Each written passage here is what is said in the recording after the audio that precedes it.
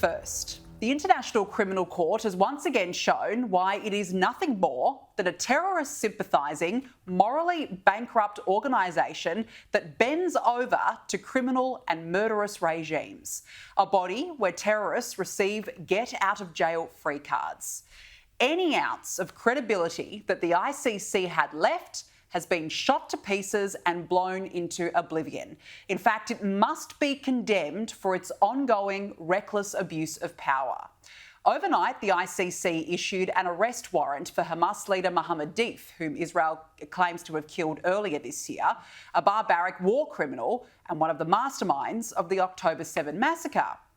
Yet, at the same time, the court also issued arrest warrants for Israeli Prime Minister Benjamin Netanyahu and his former Defence Minister Yoav Gallant, the first time the court has ever issued a warrant for a Western leader.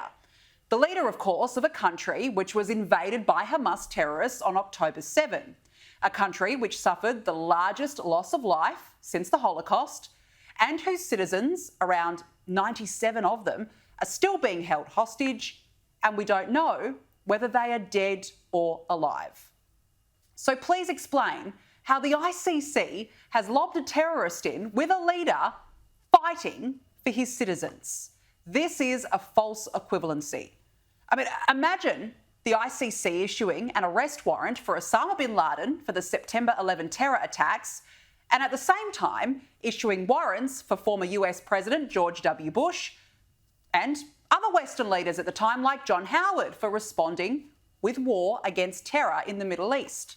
Because that is what the ICC has done today, putting Israel on the same level as a barbaric terror group. What a hypocritical move by the court, which claims it's participating in a global fight to end impunity and aims to hold those responsible accountable for their crimes and to help prevent these crimes from happening again. But not to prevent terror from happening again, right? The ICC has revealed itself as nothing more than an anti-Israel, anti-Semitic propaganda machine that has politicised terrorism. Here was the court's chief prosecutor, Karim Khan, in May, threatening the West. And of course, I've had some elected leaders speak to me and be very blunt. This court is built for Africa and for thugs like Putin, was what one senior leader told me. We don't view it like that. This court is the legacy of Nuremberg. This court is a sad indictment of humanity. This court should be the triumph of law over power and brute force. Grab what you can, take what you want, do what you will, and we're going to simply be, we're not going to be dissuaded. This just highlights the arrogance and manipulation that comes with power. The court is alleging the pair were involved in crimes against humanity and war crimes that were committed from at least October the 8th, 2023 until at least the 20th of May, 2024. So from the day after Israel was set upon by Hamas terrorists in a war Israel did not start. Hamas started it when it murdered 1,200 Jews, raped women and tortured civilians. And to this day, Hamas continues to fire rockets at Israel, all the while using its own civilians as human shields with the aim of wiping out Israel and exterminating Jews. You only need to watch the documentary Screams Before Silence to see what Hamas is capable of, and a warning, this is distressing.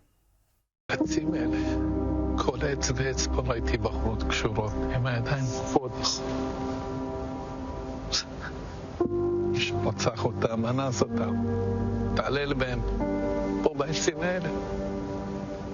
מעל 30 בנות נרצחו ונאנסו פה. לראות דברים כאלה.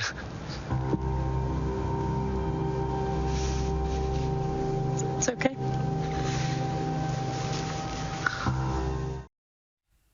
And that is not even the start of it. More than 12 months later, Israel is continuing to fight for its survival, to fight against terror, and every drop of blood spilt since then is on Hamas as it refuses to hand over the hostages and surrender.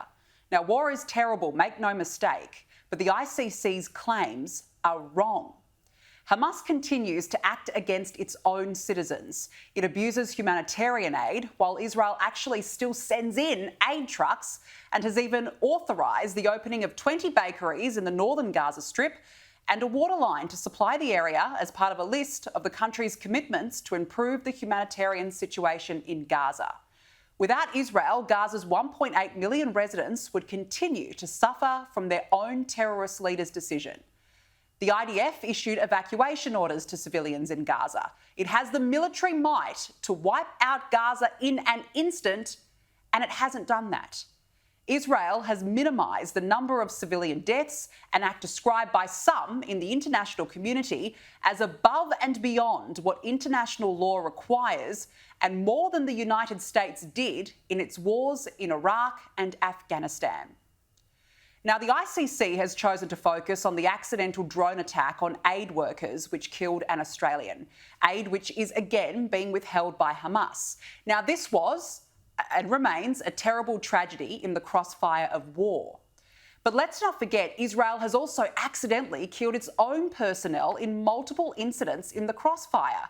For example, when an Israeli tank fire accidentally killed 5 IDF soldiers in May.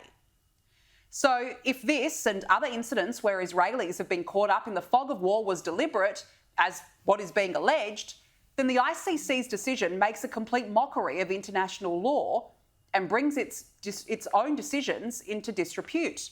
For example, against Vladimir Putin for war crimes in occupied areas of Ukraine. And let's be clear, the Russian president is a war criminal and a dictator who shows no regard for a rules-based order and deliberately sets out to murder innocent people. Putin is a real war criminal through and through. There is no moral equivalence between a country fighting for its own survival and fighting against terror than a country fighting to commit terror. The ICC is making it a criminal act in self-defence and has set a precedent that any country that dares to fight back against terror will be prosecuted, and that is a dangerous precedent. Hamas would be applauding this because it gives the green light for terror groups to keep doing what they're doing. It rewards them. It rewards using own citizens as human shields. It rewards murderous rampages. And it rewards horror and terror like the October 7 massacre. Now, as I said, any war is dangerous. Any war is heartbreaking, as is the loss of innocent lives. But Israel did not start this war.